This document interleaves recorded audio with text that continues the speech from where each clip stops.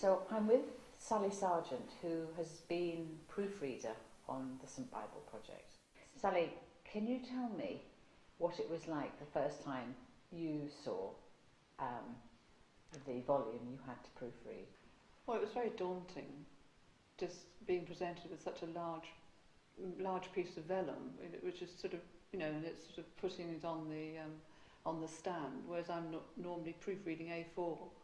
So that in itself was just immense. And yes, it was nerve-wracking because there were so many things that I had to remember to check. And knowing it was original and mustn't get my sticky fingerprints on it, that was quite daunting. So yes, it was daunting and a privilege at the same time.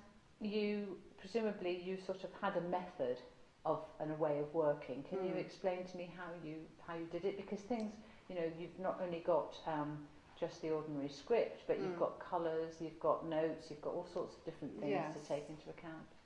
Well, I would read both the original, the vellum, and the copy against each other. So literally your head's turning left to right, looking to make sure all the words are there. So I do the words first, sentences. The whole sentence? Yes, and do them.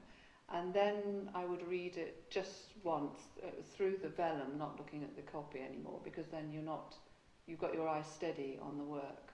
And then I would go through and do the notes and the references and the caps or whatever it happens to be. So it would be a kind of method like that. So you got into a rhythm, and then you'd feel, oh, something's missing, what didn't I do? And then you'd go back. What about marking the vellum for you? Obviously, how did you indicate that there was a mistake? You just marked it on the copy. So what the copy you were reading against, you could pencil on there. So you would circle it and put the correction in, and they would look at that. So I know I never touched the vellum with any instrument. I'm a sort of invisible person in a way, because once I've spotted the corrections and they've been corrected, no one knows I've been there. If that makes sense. Yeah, absolutely. Today, when you saw the final thing, you know, the final volume, I mean, tell me what you felt when you saw it. It was sad, because it's just, that's the last time I'll ever see it, the original, and just, and in awe, really, in hindsight, when I'm actually doing it. I mean, I could sort of felt the privilege of doing it and looking, because I would see the illustrations, one of the first people to see them, because they'd be on the vellum with the text I had to proofread. But it's not until you see it all collected and then folded and how it reads that you actually realise, wow, that's quite something.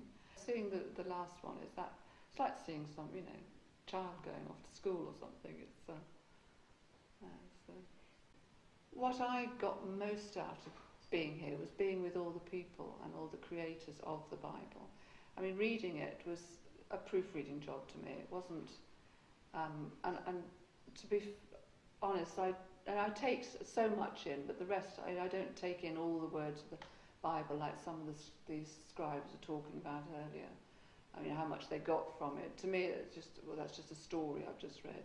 But the actual atmosphere that you're working in, with Donald in the room and they're all talking about the ideas, or you watch him working, that was fabulous for me, to be able to see that and just be part of this team. So, you know, where do you go from here? I mean, you know, you do it as a job, but the bonding experience that you've had with everybody involved, you know, you'll probably carry that with you, won't you? Because it's a team. Yes, and because I live locally, you know, I probably, you know, might see the team more, you know, I might still see Donald and Mabel and Sarah and so on, because they're local. So that's quite nice, and I keep in touch with one or two of the others. So yes, it's like it's a family you can drop in and out of over the years, which is lovely.